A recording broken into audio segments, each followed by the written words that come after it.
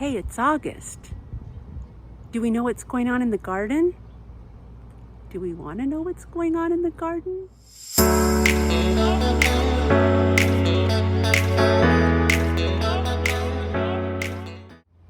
Hey, YouTube land. It's me, Cindy, and I'm tied to the tube. I'm in the middle of my tomato beds, and I have to admit, I've been having a little bit of trouble getting this week's video put together. It was supposed to be a tour of the remainder of my back garden, but as I walked around and looked at my garden, I realized it's really not a garden yet. It's very much a work in progress. It's a pile of projects, and we're in August, which is, for me, and I know for many other people out there, a discouraging time of year in the garden for whatever reason. In my case, it's because of the heat. The heat just gets to me, and a lot of plants are starting to fail at this time of year, and let's just say I've had a week. I've been trying to reframe this whole discouragement cloud that was forming, and as I collected video snippets to put together this week's video, I was struggling with that too, because it looked like a bunch of discouraging crap. But I am going to point you in the direction of my friend Molly, who did a video on failures in the garden, because we all have them, let's face it, and reframing them. And it was just such an uplifting video to watch. And not to mention that she had a little sweet shout out for me on it, but that isn't why I'm linking it. I didn't know that was on there. I was watching the video, and as I was listening to her and watering my lawn, hoping nothing would die, because it's that time of year where, I got to stay on top of everything. Oh, and my drip is giving out in the back. I don't know why, but I digress. Anyway, I'm watching Molly's video, and it put everything I've been thinking into a nice little, well thought out, much more well worded package than I could have assembled. So I'm going to link that below. I'd really like you to check that out. But with no further ado, I'm going to go ahead and piece together this week's video. I guess I'm going to call it a vlog. You can consider it a tour of what there is to do, because heck-a-mighty, there's a lot to do. So I thank you for checking me out. I thank you for hanging in there during the dog days of summer, when things are just not at their prettiest, at least not for me, and lots of struggle, because I am still new to a lot of this too, and that adds a little extra layer of fun. So thank you for coming by. I hope you enjoy it. I am parked right smack dab in the middle of a giant renovation project known as my backyard. I'm standing in front of a beautiful plant that I love, although I would not have chosen it for this yard, and truth told, I would remove it if I had the chance. I can still love something and not want it in my yard, right? Anyway, it's a giant bird of paradise, and it's very tropical. And if you have any ideas of what we should plant in front of a giant bird of paradise, I'd love to hear. But what I'm going to do today is take you on I hesitate to use the word tour, but I guess in a sense it is a tour. I'm going to take you on a tour of the portion of our backyard that is not dedicated to our raised bed vegetable garden. And this part of the yard is in sad need of renovation. So I've got a lot of plans for it. I am very hopeful that it'll look pretty good. Unfortunately, we probably won't be planting a lot until fall, just because that's the best time to really be putting shrubs in. But I want to bring you along so you can see where we're starting, set kind of a benchmark for myself, and if you follow along, for you. A little history on my videos. They've been a project I started in January. They were going to happen whether I shared them on YouTube or not. They were my way of kind of chronicling what I was doing to improve our property. We've kind of neglected it.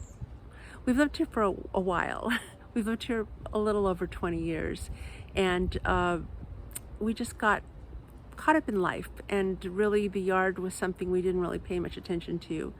And now that we have the time, I guess the pandemic kind of open that door, but we are trying to make it look a little better. And so that's been a good focus for 2020. It's been a way to get ourselves jump started. So come along and have a look at what I envision for this area, for this space, and what kind of plans I need to still make to move forward. So the area that is the topic for today's video is a rectangle shape. I'm standing in my raised bed garden and looking out at the rectangle. I'm looking south, and there's a large California pepper tree at the south border and a low fence. We have very lovely neighbors, but we do believe that a better privacy fence would be more in keeping with the neighborhood.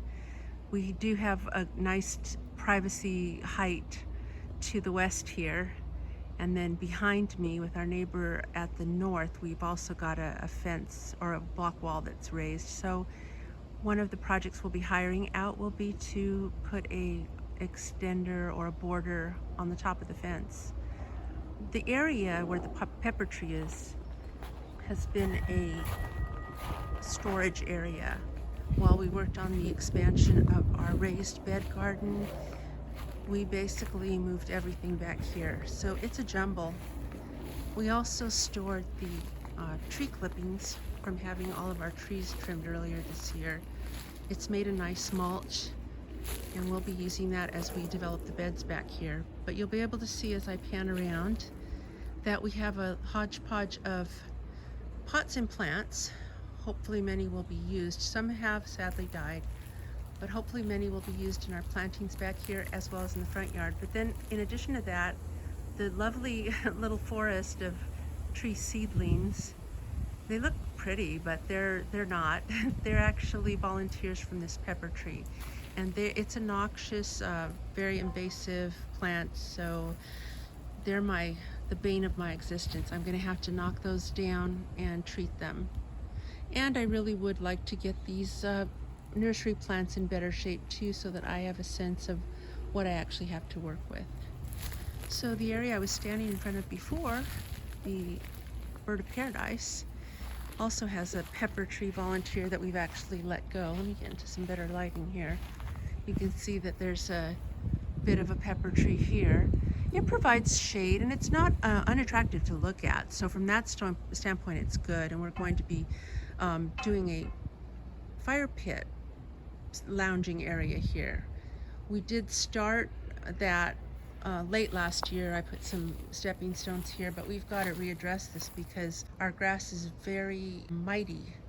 It's very enthusiastic. It's a strong, very, very vital grass. That's my way of saying that it's going to grow up around these stepping stones in no time. My husband mowed this lawn maybe a week ago, and I can already see the grass just coming up, and you won't be able to see the stepping stones pretty quick.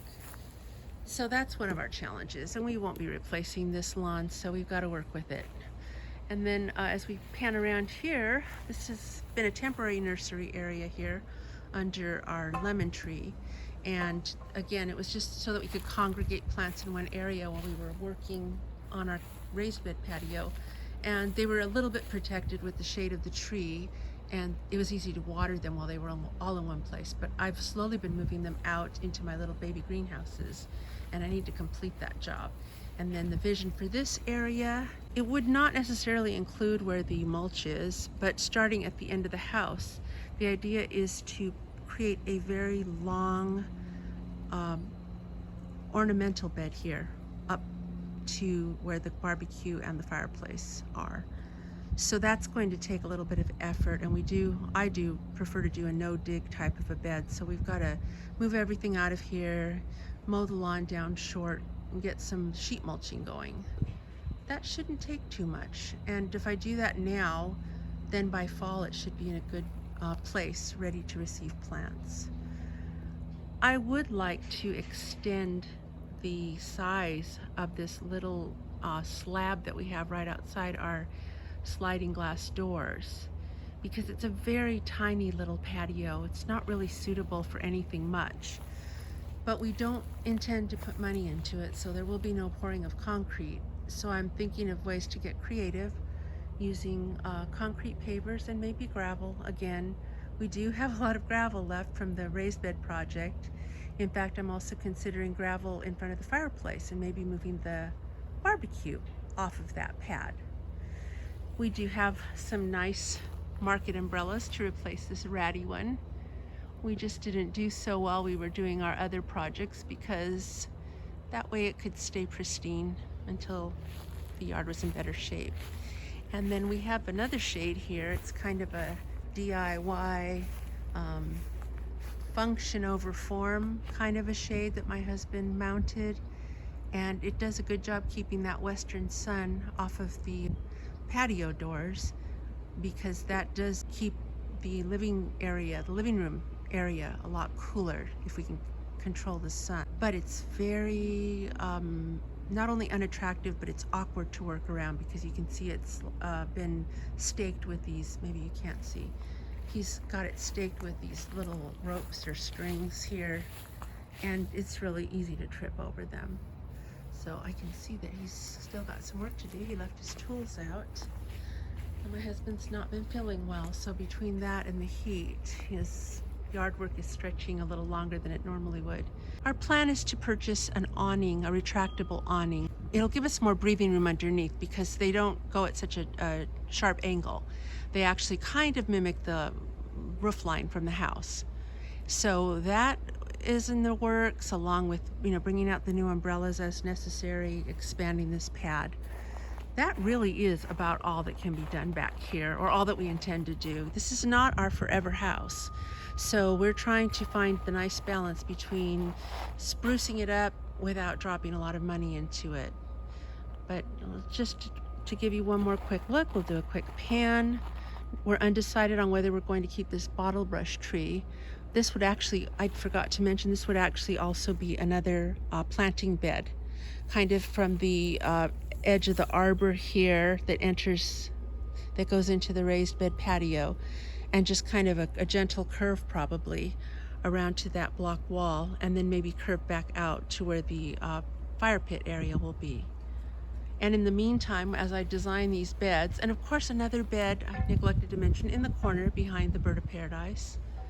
And as we carve these beds out, I need to make a final decision on whether I'm going to keep these large obelisks that I absolutely adore. I think they're so pretty, and they look terrible just sitting here in the middle of the lawn with nothing to do, but I can envision them in a planted bed looking quite stately and lovely. I have a lot of things I need to get rid of too, and that'll be the last thing I'll mention here. I used to cage our tomatoes, but I don't do that any longer. I plant them and stake them. So I've got a lot of tomato cages here that I'm going to need to get rid of. And then there are a lot of pots that we're going to be getting rid of. For sure these brown pots are going, and I'll be getting rid of this little garden cart. So there's a lot of little miscellaneous stuff. Oh, my pool noodles, which I used to use to in my cinder block herb planter. I used them so I didn't have to use quite so much soil. But I've got a different plan for how I'm going to fill the little cells and keep the soil from being an issue. So I'll probably still keep the pool noodles. They're great for putting in really large pots to keep the pots from getting too heavy. Just put a few on the bottom or the sides and then plant them out. So hopefully the next time I make a video of this area of the yard, you'll see some big improvement.